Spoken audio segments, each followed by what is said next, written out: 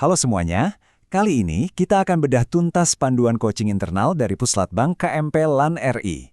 Yuk kita lihat bareng-bareng, gimana sih kerangka kerja ini dirancang untuk ngebuka potensi-potensi tersembunyi yang ada di dalam sebuah organisasi. Oke, kita mulai dari pertanyaan yang paling mendasar ya. Coba deh, tanya ke diri sendiri, gimana caranya kita bisa benar-benar memaksimalkan potensi diri? Ini bukan soal kerja lebih keras loh, tapi gimana caranya lebih cerdas buat ngembangin diri kita. Nah, panduan ini punya jawabannya, dan jawabannya itu terstruktur banget. Dan ini dia intinya. Tujuan panduan ini tuh jelas banget, bikin proses coaching yang nggak asal-asalan. Jadi setiap langkahnya itu terstruktur, hasil yang jelas bisa diukur, dan yang paling penting, bisa dipertanggungjawabkan. Ini bukan cuma sekedar obrolan motivasi biasa, tapi ini adalah strategi pengembangan SDM yang serius. Oke, ini dia peta perjalanan kita. Pertama, kita bahas fondasi dan filosofinya. Terus, siapa aja pelakunya? Lanjut ke proses coaching itu sendiri yang ada 3 tahapan. Lalu, kompetensi apa yang dibutuhin? Dan terakhir, apa langkah selanjutnya buat Anda? Langsung aja kita mulai ya. Bagian pertama, fondasi dan filosofi.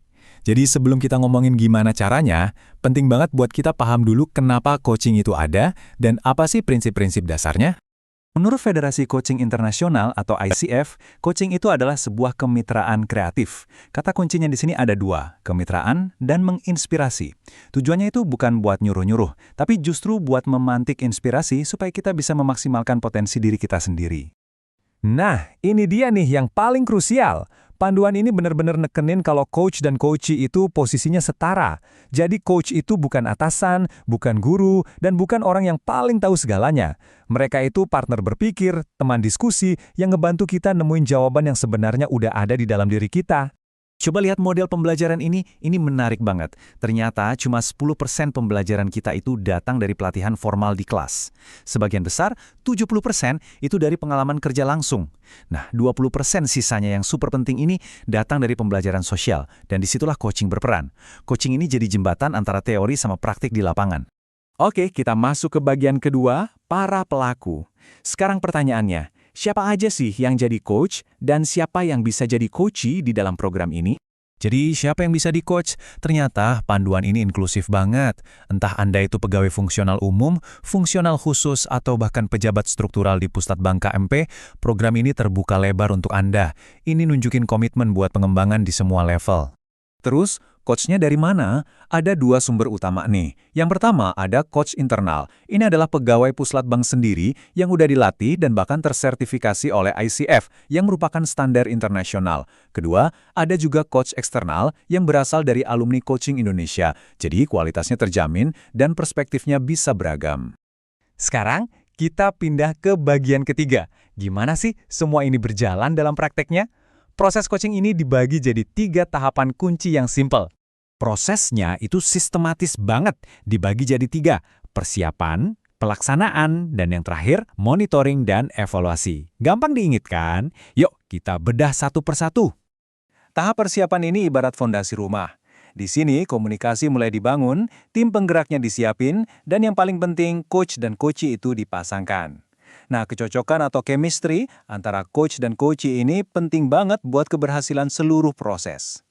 Nah, di tahap pelaksanaan, panduan ini pakai model GROW yang udah terkenal efektif. Mulai dari G, yaitu goal, atau menetapkan tujuan yang jelas.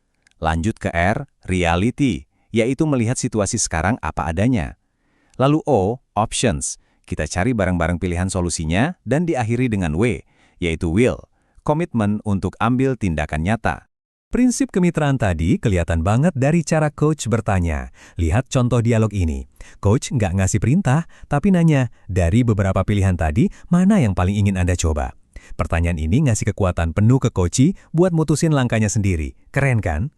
Terakhir, tahap monitoring dan evaluasi. Seperti yang bisa kita lihat di form ini, setiap sesi itu didokumentasikan. Ini bukan buat administrasi doang loh, ini buat mastiin prosesnya beneran efektif, ngasih dampak, dan bisa dipertanggungjawabkan. Balik lagi ke tujuan utama kita di awal tadi.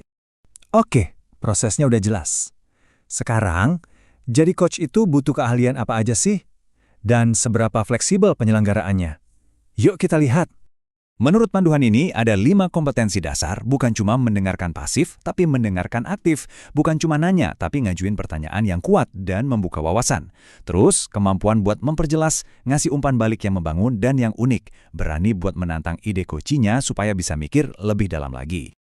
Enaknya lagi, program ini fleksibel banget. Sesi coaching bisa dilakuin tatap muka langsung, yang pastinya bagus buat bangun hubungan. Tapi kalau nggak memungkinkan, bisa juga lewat telepon atau platform virtual kayak Zoom.